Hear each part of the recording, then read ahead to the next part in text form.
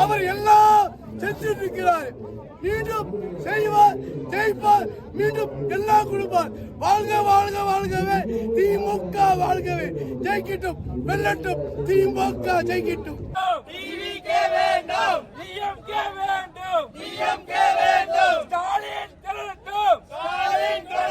தமிழ்நாடு வெல்லட்டும், தமிழ்நாடு வெல்லட்டும். மீண்டும் ஸ்டாலின், மீண்டும் ஸ்டாலின், மீண்டும் ஸ்டாலின், மீண்டும் ஸ்டாலின், மீண்டும் ஸ்டாலின், மீண்டும் ஸ்டாலின், மீண்டும் ஸ்டாலின். சொல்ல போனா இதெல்லாம் அவங்களுக்கு தமிழ்னா என்னன்னே தெரிய மாட்டேங்குது. பல நழுவி பால்ல தான் விழுந்திருக்குது, சாக்கடையில விழுகல.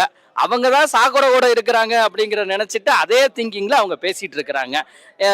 நடைபெற இருக்கக்கூடிய சட்டமன்ற தேர்தல் நடந்து முடிஞ்சிருச்சுன்னா அவங்களுக்கே தெரிஞ்சிருது அது சாக்கடையில விழுந்திருக்குதா பால்ல விழுந்திருக்குதா அப்படின்னு. எங்களுக்கு எதிரிகளே கிடையாது. சிலர் சொல்லிக் கொண்டு இருக்கிறார் இவங்களுக்கு நாங்கதான் எதிரி, நாங்கதான் எதிரின்னு. எங்களை பொறுத்த வரைக்கும் சொல்றோம், எங்களுக்கு எதிரிகள் கிடையவே கிடையாது. நீங்க என்னதான் சொன்னாலும் சரி, எங்களுக்கு எதிரிகளே இல்லை. ஐயா, இன்னைக்கு தான் சொல்றேன், தேமுதிகக்கு இன்னைக்கு தான் நான் சொல்றேன் ஒரு சரியான கூட்டணி அமைஞ்சிருக்கான்னு எங்களுக்கு தோணுது. ஏன்னா இன்ன வரைக்கும் ஒரு என்ன சொல்றது, ஒரு எதுவுமே ஒரு ஒரு பிரயோஜனம் இல்லாத கூட்டணி தான் இருந்திருக்காங்க. டிஎம்டிகேன்றது ஒரு பிரயோஜனம் டீம். ஆனால் இன்னைக்கு தான் சரியான கூட்டணியில் அன்னைக்கு கண்டிப்பா ஒரு கேப்டன் இருந்திருந்தாருன்னா கண்டிப்பா ஃபீல் பண்ணியிருப்பாரு. ஏன் நம்ம திமுகவோட இத்தனை நாள் கூட்டணி வைக்கணும்னு ஃபீல் பண்ணியிருப்பாரு.